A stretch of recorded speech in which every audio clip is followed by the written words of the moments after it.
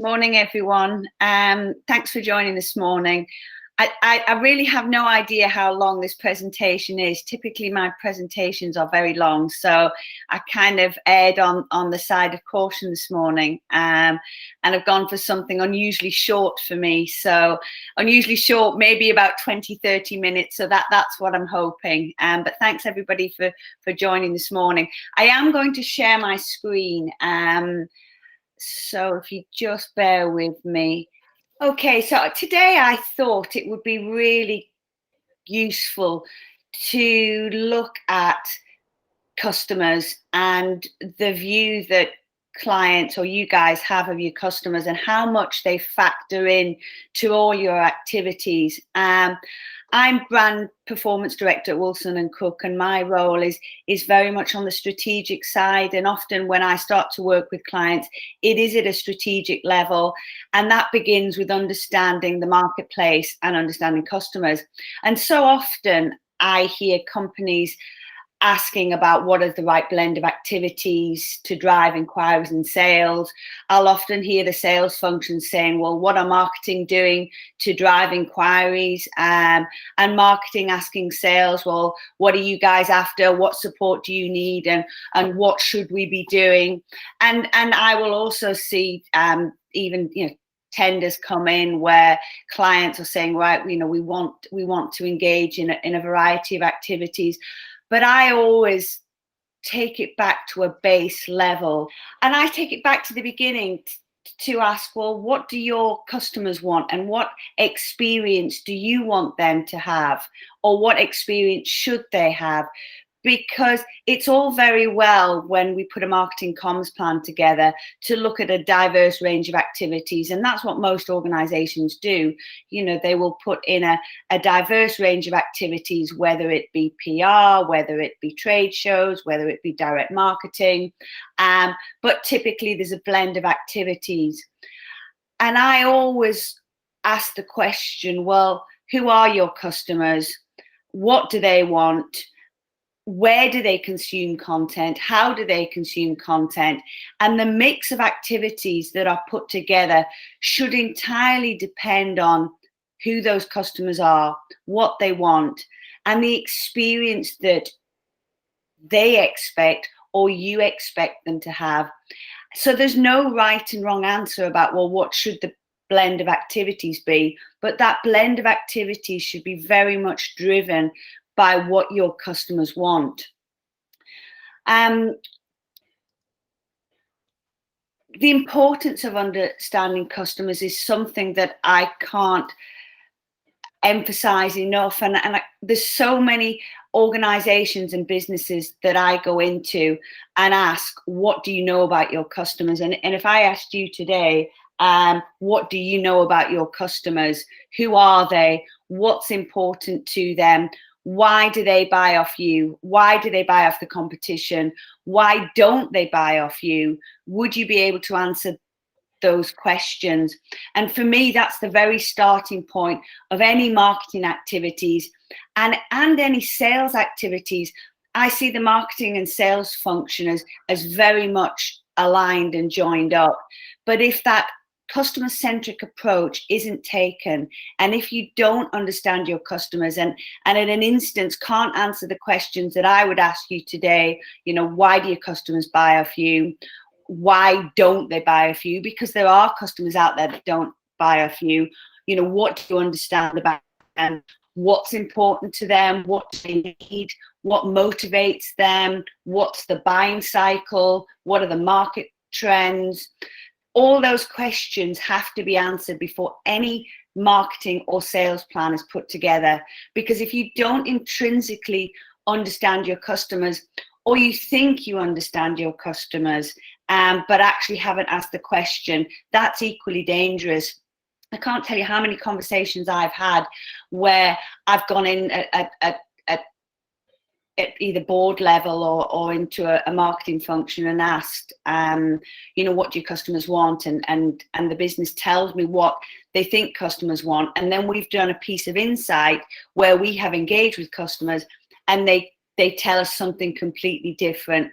And I would say that in most instances, 7 out of 10 times that happens. So it's not uncommon. And it can be quite frightening how disconnected organizations are from their customers. When we're in a B2B environment, and a lot of our clients are in a B2B environment, the B2B environment is typically quite complex because there are lots of decision makers in the process. You know, when often, you know, if you're selling B2C, and there is just the consumer involved, it's a focus around that consumer and the needs of that consumer. And whilst consumer needs can be very varied, in a B2B environment, because there are so many decision makers in the process, there's often somebody who will do the research. There is somebody then who will evaluate. There may be somebody technically involved, procurement may be involved, finance may be involved, sales may be involved. And each of those functions have individuals who have specific wants and needs. So actually the B2B decision-making process can be extremely complex. So how do you best start to understand your customers? The best way to understand your customers is via insight. So that's insight either done by yourselves or done by an independent organization. And when we talk about insight, we're talking about going to the market, going to customers and having one-to-one conversations. Insight is not a tick box exercise. It is not tick box surveys. And again, I've worked with many organizations where they will say, yes, every year we have a fantastic piece of customer insight. You know, we have a 6-page survey that we send out and we're asking all these questions, and then I will review the questions, and there's typically a scoring system, which is, you know, how well do you think we do on a scale of 1 to 10, or you know, what things are important to you, and there's a list of items that are listed out. The problem with tick box exercises is they are tick box and they are very subjective. So you know, if you're asking somebody to score something on a 1 to 10 basis, for me, I might not score anybody above 7 out of 10 because I think 7 out of 10 is exceptional, but others might think 10 out of 10 is exceptional. So they can be very subjective, and when you've got a scoring exercise, when you've got a scoring exercise, it can produce very, very inaccurate results. Insights can fail, and whilst I'm suggesting that we don't go to market with tick box exercises, there are instances where insight can fail.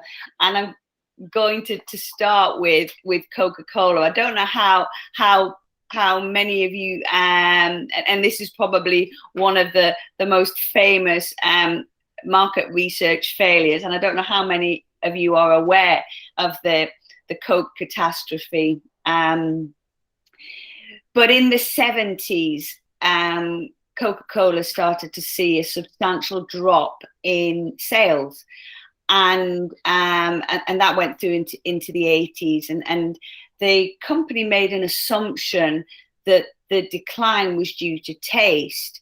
And I say the word assumption because whilst I'm a huge advocate of insight, market research and customer research, one of the big dangers is assumption, making assumptions. And a huge organization such as Coke made the assumption that actually it was a taste issue that they had, and therefore they were going to engage in market research to validate this.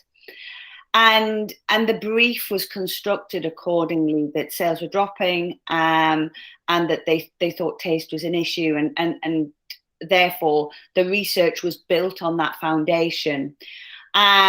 And with any piece of research, particularly when it comes to food and beverage, there were obviously taste tests done, and there were alternatives, and a new recipe was put together.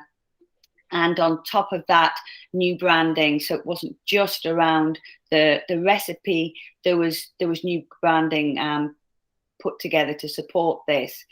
And without question, during the research, the new recipe and branding that was put together came out top. It won hands down. So Coke believed this was a result, and then they launched their new product into the market. It was an absolute disaster. There was kickback from the market. People didn't like the product, and what Coke had failed to explore was actually the sentiment of the brand. So all the marketing and sentiment and emotion that had been built up with this consumer brand had been missed. And they ended up reverting back to original Coke. And the cost that was put into this, goes without saying, was incredible and enormous to launch this. But actually, their market research had completely failed because they had made assumptions. The second big one is Kodak, and I always find the Kodak story really interesting as well. So Kodak, completely reverse, wanted to understand the implications of digital. So again, they started to, digital photography was emerging. They recognized this, and this is the same with any businesses. You see new technology, new entrants, substitution, alternatives enter into the market. And the right thing to do with any business is to understand what that means for your market and the landscape, which is exactly what Kodak did. They engaged and did the research. And the research came back and it told them that there was a space for digital, and that they needed to do something about it. But Kodak decided that actually their focus was on sales of their products, saving money, and that they were going to ignore the research, and that they were going to ignore digital, and that their strategy was to continue to invest in their sales of films and paper, and not look at what was right before them, and they chose to ignore it. So something that was very much in front of them, they didn't like what they saw, they didn't like what they read, and they chose not to follow and not to implement a strategy that was directly in front of them. And also, they chose not to satisfy their customers and the customer experience that, again, was presented in this research. And there's some really key learnings there, is about they chose to ignore what the market was telling them, and they chose to ignore what their customers needed and wanted. And again, we've seen this in many instances. One of the big issues with market research is that often it will bring to light information that key stakeholders in the business just may not like. And I've seen this, I can't tell you how many times I've seen this, done a piece of insight, gone to present it, and the faces of the board drop, or several faces drop. And actually, we had an instance where we presented a piece of research, and the MD of the organization felt that we'd been influenced by somebody else in the organization, and the data was skewed accordingly, which just wasn't the case at all.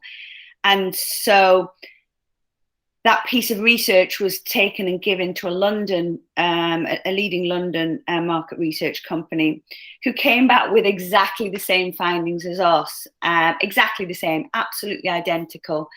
But it's a case in point that often data is presented within insight findings that people don't like.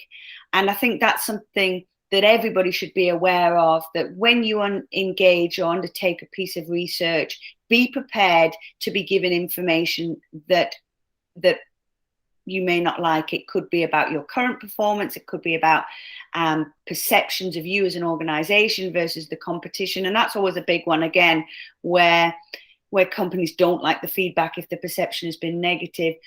But the great thing about insight is not to take it as a personal slant on the business.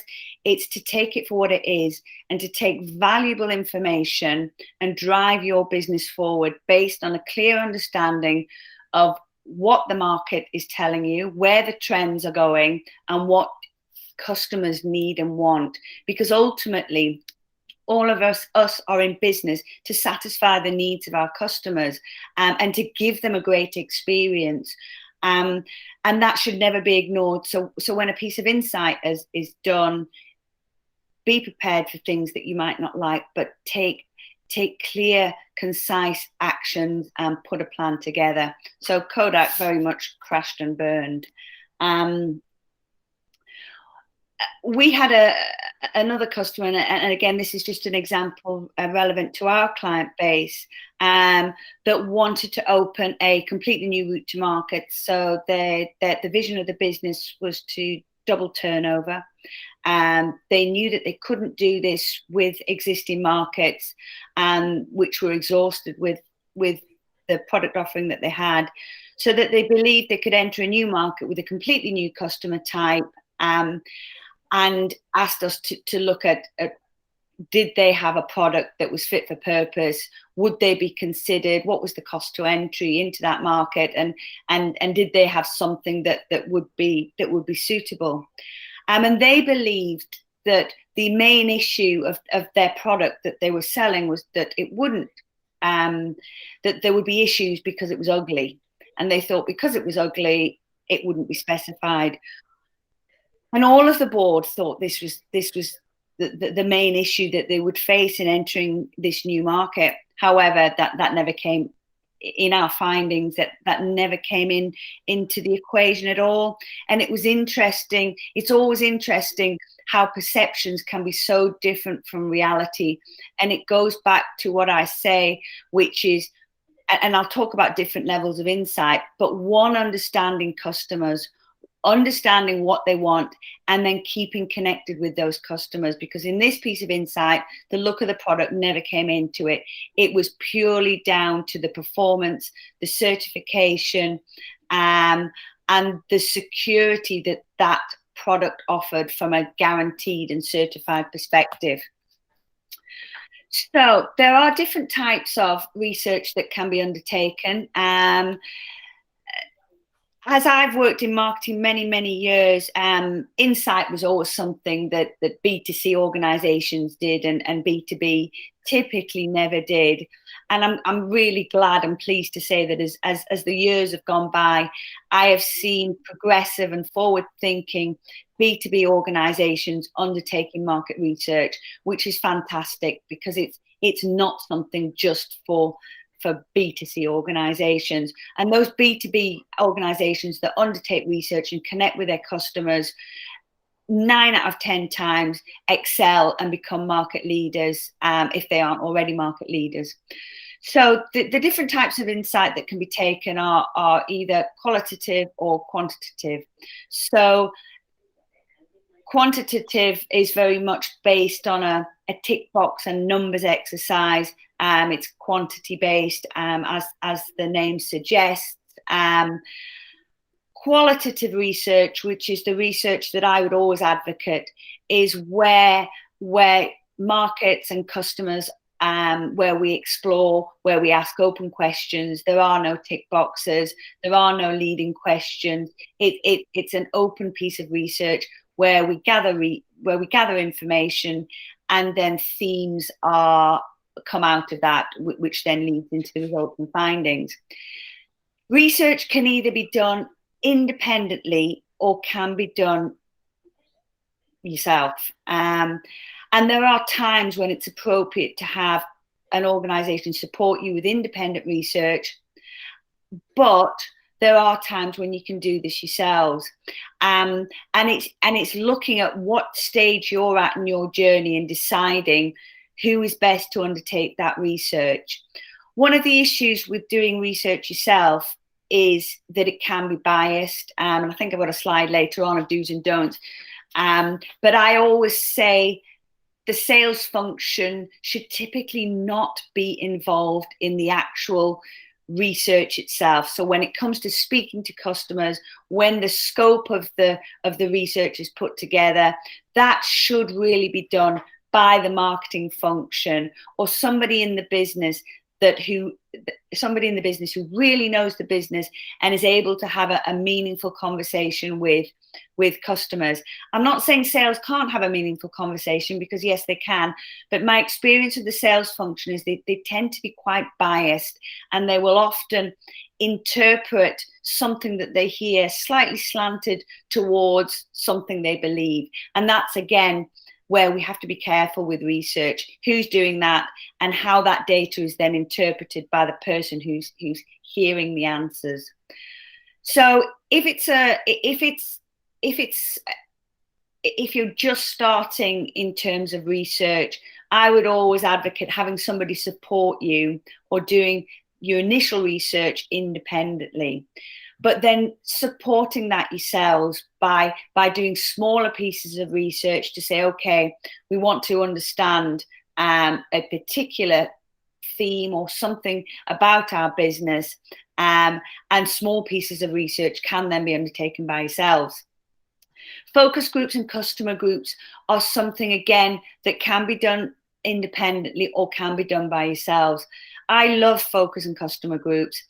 One of the things you might be thinking as well, how will we get people to engage? Again, from my experience, customers love to be involved in your business. So every time we've undertaken research, we usually can't get customers off the phone. If we run focus or customer groups, the engagement is always really high. Customers like to have a voice. They like to be heard. So it's not something that we've ever found is an issue. And I don't think you would find an issue. Having customer groups together where possible to either feedback on new product or brainstorming ideas, or just helping with things like leading product development, are a great way of keeping connected to your existing customers and connected to the market. Those customer groups or customers that you regularly engage with can then become customer ambassadors. And again, market leaders will typically have customers who are ambassadors, high profile customers or advocates that will help get your message out, and again, keep you connected to the market and the rest of your customers. So when you're doing insight, there are a few key considerations that I would always say. One is listen. Listen and understand. And listen might be obvious, but actually it goes back to people. There is a tendency to interpret something that you might hear skewed to something that you believe. And when you're undertaking, whether it's us as an independent party or yourselves as a client, doing that with your own customers, listen to what is being said, and don't put a bias or slant on that information. Really ask your customers what they want, why they buy from you, why they buy from competitors, why they stop buying from you. Even in a situation where you may have lost business, going back to customers, why didn't you pick us? Why not us? Because the more intelligence you have, the better the strategies are that you're able to put together from both a sales perspective and a marketing perspective. Act and validate. I constantly ask customers for their opinion. If you create at a very tactical level, an exhibition stand or a piece of literature, or you're testing a new event, run it by a client. have a test situation with clients. Get clients to feedback on your marketing collateral. Get clients to feedback on your marketing plans. And even again, from a sales perspective, you can equally ask customers to feedback on your sales plans and your sales strategies, because ultimately they're the people that are buying from you. So ask their opinion, get validation. Again, I so often see collateral put together, and we're all guilty of it, not running it, through a customer's eyes. Small changes and small amends that a customer might make, could be the difference between providing a great experience and an average experience. And ultimately, that's what we want to do. In every piece of collateral or every touch point we have with a customer, we're trying to provide a great experience. Developing new products and services. I always think that, any organization that has an R&D function, that has a product development department, should be asking customers. There should be a customer group that is aligned with that department within your business, that is involved in the process, from asking, what do you think is the next best thing? Where do you think the shortcomings are in existing products and services?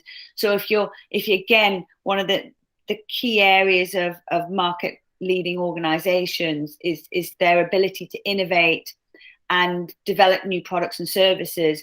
And that's not easy. Innovation and product development or service development is not easy.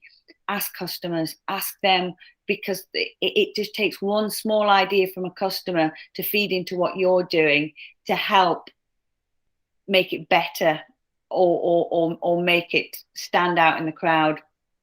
Run workshops, trial and test different ideas. But the whole point I'm trying to make is how customers should be intrinsically involved in what you're doing on a day-to-day basis. The more connected you are, the better the sales and marketing activities in terms of your output. So do's and don'ts. Insight can run across so many different areas. And one thing I would say is, and again, when we start a piece of insight, often a client will say, right, okay, we want to know this. We want to enter into a new market. Is our product fit for purpose? Or what do we need to do? Or what will the cost to entry be? And actually, the scope then becomes broader and broader and broader. It might be a small piece of research that says, where do our customers consume content? How do they like to be marketed to? But keep insight narrow. The broader it is, the harder it becomes to analyze, and the harder it becomes to conduct that research with a customer, because ultimately you want the customer focused, you want the research focused. It doesn't matter if you do 10 pieces of research a year, but have a clear focus, a clear objective, and expectations of what you want to get out of that research. Because without that clear scope, again, I've seen research become far too broad, and suddenly you're on the phone talking to a customer, and you realize you're going to be there for 2 hours because the scope is so big. So I always say, keep it narrow, keep it focused. Avoid the sales team gathering customer insights. They can certainly feed into the process, but actually it's better that it's undertaken by somebody who is impartial and independent, either externally or within your own organization. It should be undertaken by experienced marketeers that understand both the business and the objectives of that insight. Keeping questions open. Again, when I've worked and supported clients that have done their own insight, one of the tendencies is to start to give customers options. So you put a question together and you say, I'm going to ask, what do you think of this? Why do you buy from us? Is it because you love our team, the service is great, our products are great? Don't give any answers. The more open the question, the better the results. And certainly no scoring systems. It should, it should be as simple and as open as possible. How can we do better? What do you think of this? And again, no jargon. Sometimes I think, particularly when you work within your own organization, it's quite easy to get lost in your own jargon. And again, I've seen clients put together pieces of insight whereby they're using jargon. What do you think of our brand positioning? Well, some customers actually don't know what brand positioning is, or their interpretation of brand positioning is very different to your interpretation of brand positioning. So, and I think that a brand positioning is a good word, because, what do you think of our brand strategy? I've seen questions like that, and, a customer's face go blank, brand strategy.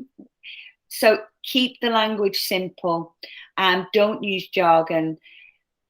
Don't run tick box insight. The big take from this is be prepared for feedback that the business may not like. And if you are undertaking research yourself, managing expectations of the key stakeholders, because if they don't like what they hear, and they might choose to do what Kodak did and ignore it, or what Coke did and give an incorrect brief. And be very careful on how the data is interpreted. And that goes back to who's asking questions. Insight and research doesn't have to be costly. Again, it was something very much in the B2C world. And, I'd see insight costs banding around from anything from starting at 60K to hundreds of thousands. And that's just not the case. It's not something to be afraid of. It's something to embrace, and there is always a starting point. And for me, it's about building a picture. It doesn't matter where your business is at in its journey. If it isn't undertaking some sort of research and some sort of activities where you're connecting with your customer to understand what they think, what's important to them, what they value, you should be doing that. And you should take that starting point and saying, right now we're here. How do we build the picture over the next 12 months, 24 months, and moving forward? Start with a simple plan. Doesn't have to be complex. It's a plan of who are our customers, and involve a good cross sample of customers. Again, I've seen insight go wrong where the sample of customers has not been correct, because when the brief was put together, the view of the business ignored certain customer groups for certain reasons. So when I look to do a scope for insight, I always look at who are the potential customers that we might want to speak to that we don't have. So in your insight, there'll be your own customers. There'll be customers that do very little with you, customers that used to do a lot with you and don't anymore, customers that do a lot with you, and customers that are large, small. That sample needs to be a good cross sample of the potential market. Otherwise, the findings can be too narrow or definitely skewed. And look outside your own customer base, customers that, if you've upset a customer, you can go back to that customer and ask them and talk to them. We did a really large piece of insight with an international company, and they lost Lego as a customer. And it ended quite badly, but they were involved in our insight because they were able to provide valuable information as to why our client lost their business, which was a key part for them in their strategy and moving forward. So don't be afraid to go back to customers that you've upset or lost, customers that you want to speak to, and customers that are not customers, but that are potential customers. Make it a really good sample. Like I say, reaching out to people who aren't customers and asking their opinion, because people like to share and give their opinion. Keep it regular.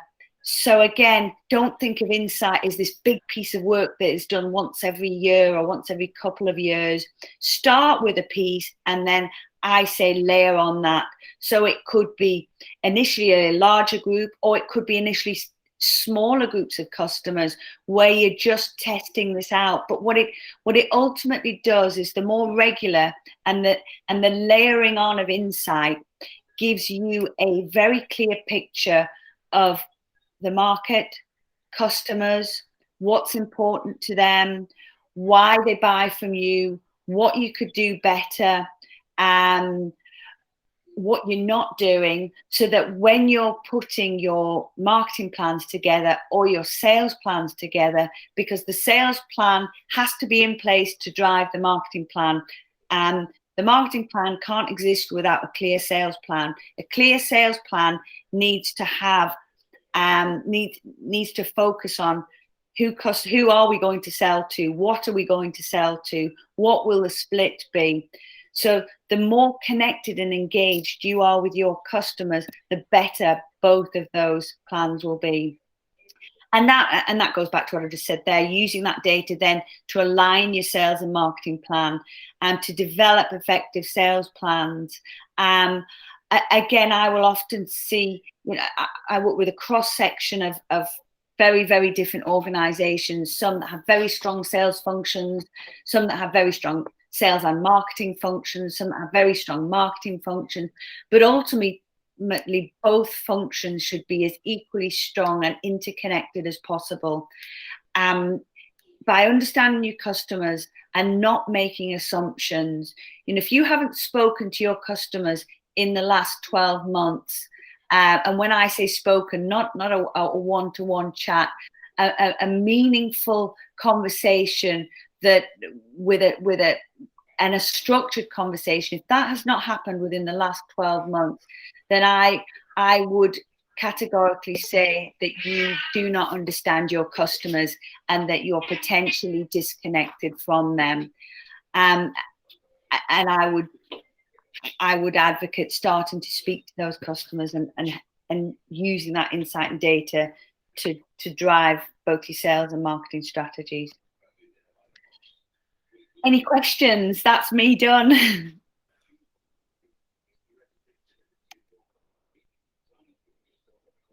So we've got one from Karen. So she's asked, how often should we carry out insights and research? I think insights and research should be regular on an ongoing basis, but not full pieces of research.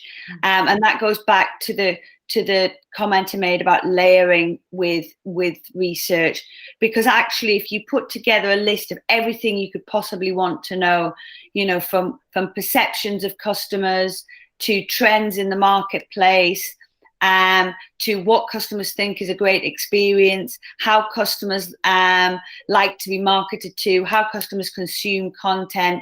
There's such a variety of topics, you can't cover that all in one piece of insight. So ultimately, I think insight should be a regular part of any marketing function, whereby certainly on a whether it be every 8 weeks or every quarter, there's something being done where there's connections being made with customers. But then it goes back to, testing product, testing new ideas. That's still research, that's still customer focus, to bring that into the mix. Another question we've got, Nicole, is how often would you approach reaching out to customers? How would you approach reaching out to customers for insight? Would that be an email? So in terms of asking customers to engage, I would start with an email, and then I would follow that with a one-to-one conversation. But so email and then conversations. But I think if you're doing a piece of research, the first thing to do is to say to customers, we need your help. We'd like you to engage in in the research that we're doing. Will you talk to us? And most customers will. Focus groups again are slightly different, where invites are then sent out to to customers to be either part of that research or focus group. I mean, there are instances where, and particularly with B2C, where where independent groups are brought into the mix and they are paid for their services. So again, another client that we worked with did a piece of research recently to support a change in packaging design. And what they didn't want to do was change that packaging design, a bit like Coke, without the engagement of the market independently. So in that instance, groups of people were paid to be involved in the research. So how would you decide what research needs to cover? It would depend on the objectives of the insight. So if it was a key piece of insight to drive the strategic direction of the business, it would have to be qualitative verbal conversations. If it's a piece of insight to say how happy are our customers with us, how likely are our customers to recommend us, so looking at that net promoter score, that I think that's fine to be done as a more survey type, because if you're asking a customer how likely are you to recommend us, yeah, I am, no I'm not, if not, why not, you can easily get that answer. So that net promoter would work. That works well. Good customer service. We want to know if we're doing a good job or a bad job. That I think is fine. But I think if it's anything more complex, if it's feeding into what I would say a strategic pillar of the business. So if it's around direction, if it's around product development, if there are issues in the business, that has to be one-to-one conversation. Great. And we've got one final one so far. Would you incentivize in B2B? Oh, that is always the question. I do not like to incentivize. And interestingly, I did a piece of insight probably about 2 months ago with a client, and they incentivized the audience. So there was 2 options given: either a donation to a charity of their choice, or we had a coffee flask, a branded coffee flask.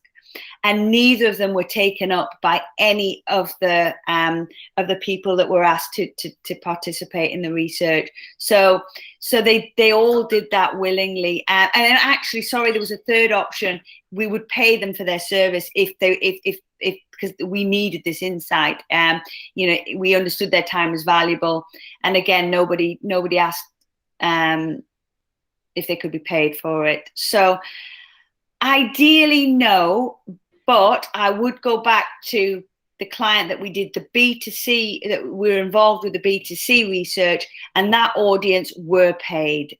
So in B2C, you will if it's a completely independent group that's unknown, you will have to pay. In B2B, if it's your own customers, I'd say no. But there have been situations in B2B where we're looking at new markets where we did pay for the time of the people that we wanted to speak to. Well, great. Yeah, we're just going to cover that. So thank you again, Nicole, and thank you all for joining today on our Learning Lunch session. I will share details of our next one, which is in 2 weeks' time. But of course, as Nicole has said, if anyone has any questions that you want us to pick up separately, then you can contact myself or Nicole. Again, any topics that you'd like to cover, or any one-to-one guidance, or any team sessions that you'd like us to run, and then feel free to get in touch with us separately. But thank you for your time today. Have a lovely weekend, and we'll see you again in 2 weeks' time.